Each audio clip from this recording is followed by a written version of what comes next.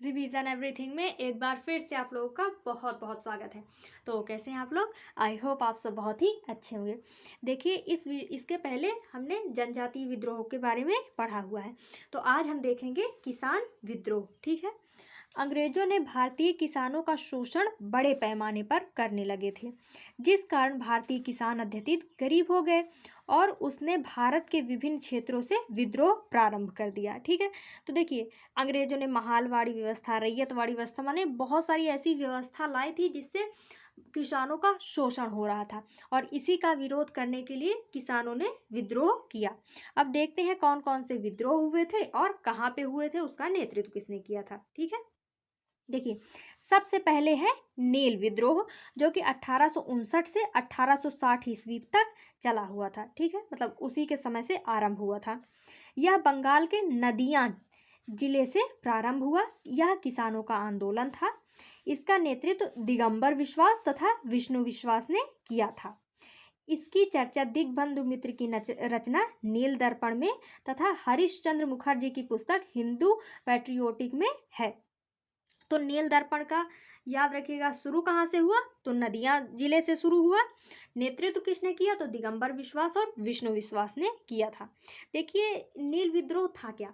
अंग्रेज जो थे वो नील बोआते थे किसानों से, लेकिन जहाँ पे नील की बुआई होती थी वो भूमि कुछ समय बाद बंजर हो जाती थी। इसीलिए किसानों ने विद्रोह किया कि हम नील नहीं बोएंगे, हमारी जमीन खराब हो रही है, हम जमीन को या मिट्टी को या पृथ्वी को माता मानते हैं, है ना।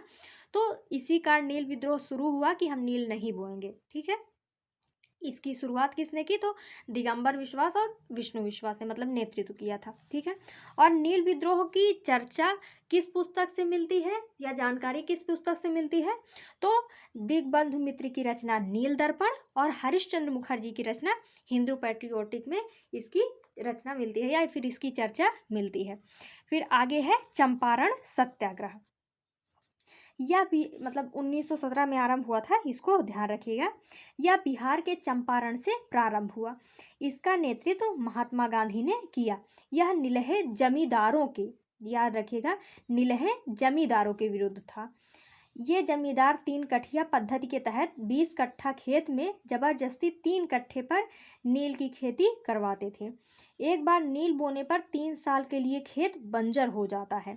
महात्मा गांधी ने इस पद्धति को समाप्त करवा दिया।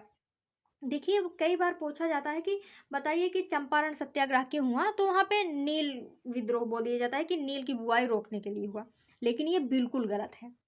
नील विद्रोह के कारण नील की बुआई बंद हो गई थी, लेकिन जो ये चंपारण सत्याग्रह था ये नीलहे जमींदारों के विरुद्ध था, क्योंकि अंग्रेजों ने तो उनको जमींदार बना दिया था।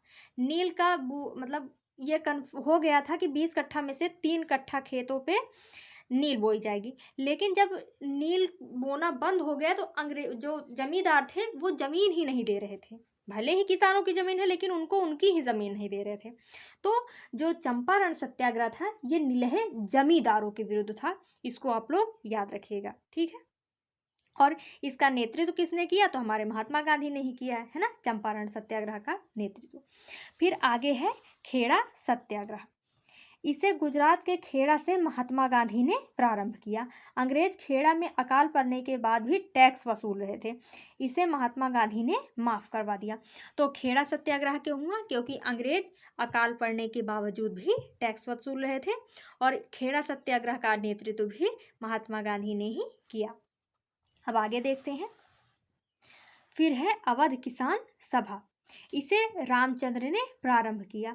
यह किसानों का एक संगठन था। तो अवध किसान सभा का नेतृत्व किसने किया? रामचंद्र ने, और शुरुआत कब हुई? तो 1920 ईस्वी में।